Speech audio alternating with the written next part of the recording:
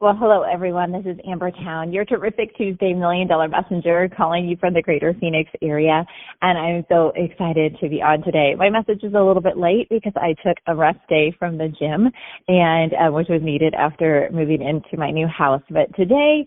So if you've ever studied the emotions on understanding that, let's say, anger and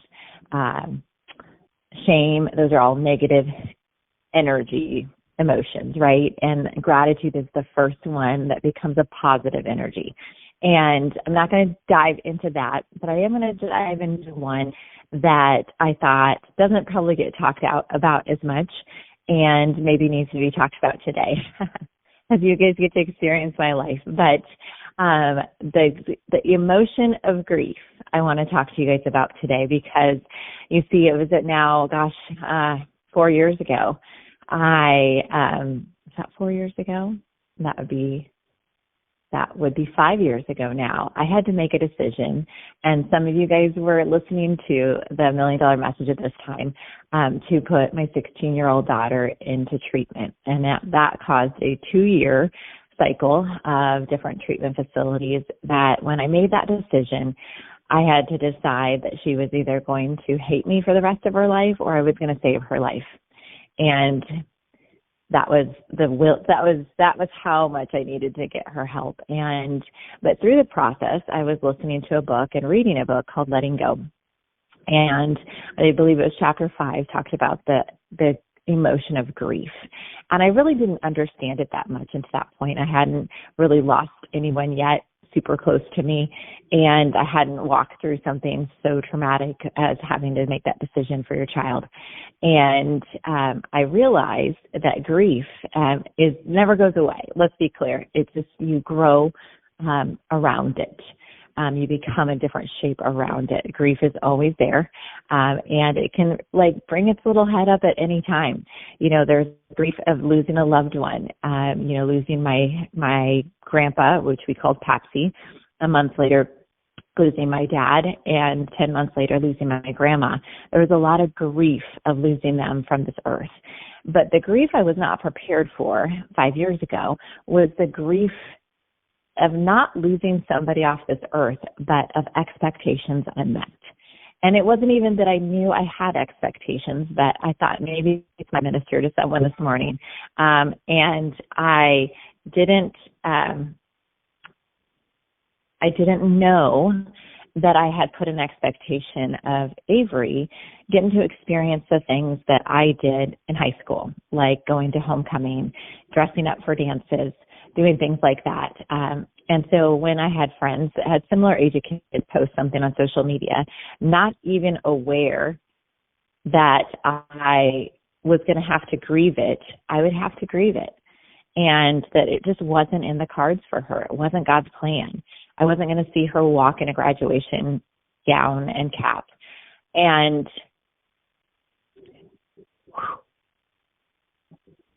okay. To have to feel the feeling until you didn't feel it anymore is walking through grief.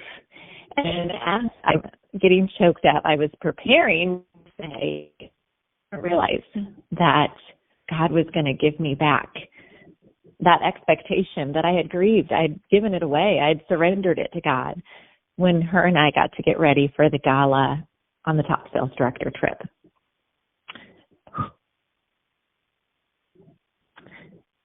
So, God's word is true, that whatever the enemy takes from you, he will return 100-fold. And whatever the enemy's plan is, the enemy's plan is for evil, and God's plan is for good. And if you can stay firm in understanding that grief is an emotion that you have to walk through, you have to feel the feeling until you feel it no more. And the deep, intense feeling of grief, as I've studied it so much now, lasts about 10 minutes. So it will dissipate after 10 minutes. You have to let yourself have the cry. You have to let yourself experience it to let that emotion flow through you and not get locked up in you. And so when I say that about grieving expectations, Maybe you're not exactly where you wanted to be at this point of your life. Maybe you've had some financial setbacks, some hurts. Have you grieved it? Because in order to move to and through it, you have to grieve it.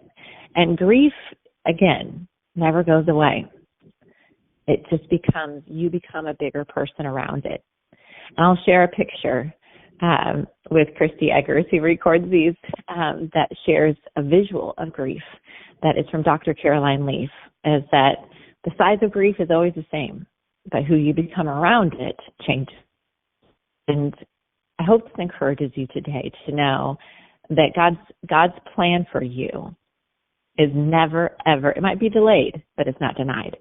And that whatever he means for you, he will bring it to pass. And to be able to have that,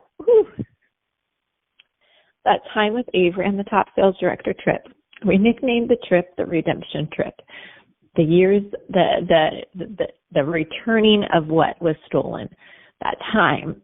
And Avery said to me on that trip, actually before that trip, before her 21st birthday, she said, Mom, the day you checked me into treatment, did you ever think that you would become my best friend? I said, no, that wasn't one of the options. It was saving your life, or you hating me for the rest of your life. So, as many of you are watching my journey right now, you see the highlight reel, and this is the real reel, Amber, is that it wasn't all rainbows and sugar and all the happy things this last weekend as I moved into my new house. It was grieving the expectation of the life I thought I was going to have. And by not choice of my own, it's different. And so you step through each emotion as they come and grieve it. And you allow it because it makes you a better person, makes you a better human, makes you way more empathetic and real.